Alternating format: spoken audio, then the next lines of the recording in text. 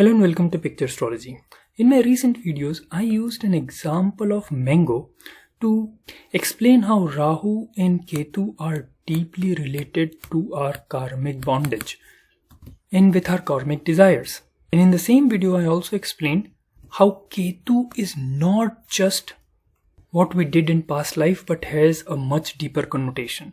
Now, using a simile of eating a mango or desire to eat a mango to explain such concepts obviously evoked some strong reactions. Some find it very amusing, whereas others thought of it as very absurd. But I did not use this story of mango or simile of mango just as random example.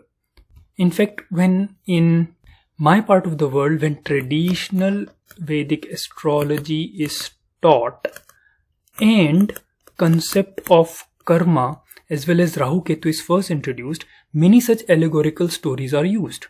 And one story which was told to me in early stages of learning astrology was closely related to eating a mango, and I'm going to share this with you today. So let me also begin with a caveat that this story can sound very strange or even absurd to many people, and the goal here is not to evoke any shock and awe, but just share very simply how concept of karma is typically introduced in the study of traditional Vedic astrology in many parts of India through the use of simple stories. So the story goes like this. There was once a great monk in ancient times, a yogi, who was totally devoted to the path of spiritual enlightenment. He wanted to achieve moksha and go beyond the physical boundaries of consciousness. And he followed a path of stringent yoga, and through his spiritual practices, he slowly but surely bring down his karmic burden to almost zero. So basically, he got rid of all his desires and he also reduced any of his past karmic load or burden to be paid off. Now, again in the previous videos, we have briefly talked about that karmic bondage, which are mostly represented by Rahu and Ketu, are the primary source for us having the body we have right now. And if the karmic burden, both the sanchit karma, which is the accumulation of all of our karma, as well as prarabdha, which is the karma of this lifetime. So if this two, sanchit means your entire burden of all karmic debts, and prarabdha means the karma which you have in this life. And you can find out more about these type of karma in my videos about karmas which was made in past.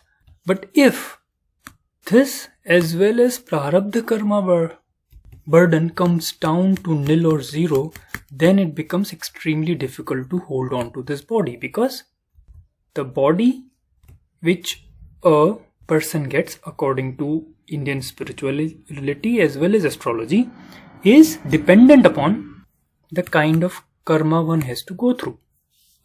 So now, since the karmic bondage came down to zero, now was the time for the yogi to basically leave his body. And being such an accomplished yogi as our monk was, he kind of decided about a auspicious time to leave the body. Now, again, one more thing.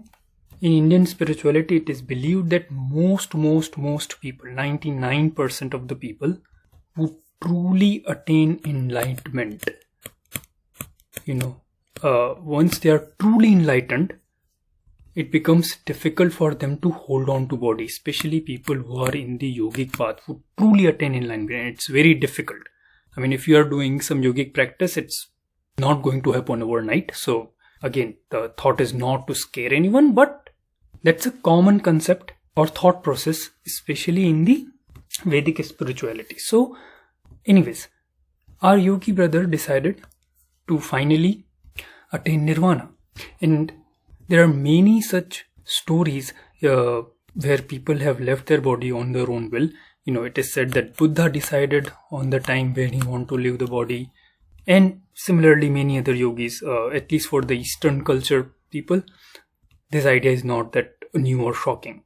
But just as he was about to leave the body, he happened to see a tree, a lush green tree with ripe mangoes on it. And at that very moment, the moment his prana or life energy left the body, he developed a desire to eat this mango. Now we saw, once you have a desire, a certain kind of strong desire, that is Rahu, which is one of the binding forces between your life energy and your body. So our monk left the body, but still one desire to eat the mango remained. So now what happened? So as the story goes, the subtle body of the monk had to take a rebirth to fulfill the desire of eating this mango. And since the only karmic deficit left for our monk was that one desire, just one simple desire to eat the mango, no other karmic debt, no other karmic burdens to be repaid or to be enjoyed, but only one desire of eating the mango. And therefore, his subtle body came back in the form of a worm, a mango worm. When mango becomes very ripe, it develops certain kind of worms inside the mango, and that worm eats the mango from inside itself. From outside you will see the mango to be perfectly ripe and good quality, but when you cut it open, you find a worm inside. And according to the story, our great, highly accomplished yogi, his life energies have to just come one more time, is the form of worm, to fulfill this one last desire before he could attain emancipation. Now I know it can sound strange, it can sound ridiculous, it can sound bizarre, but this is one of the many allegorical stories which are, even to this date, is told by the elders to the young ones, especially when they explain nitty-gritties of type of karmas and how Rahu Ketu are associated with them when the study of astrology progresses. So thank you friends. I hope you like the story and must have find it fascinating. Please do like and subscribe to the channel and check out the link below to my website and some of the interesting offerings we have. Thank you again for watching, and I hope to see you again soon.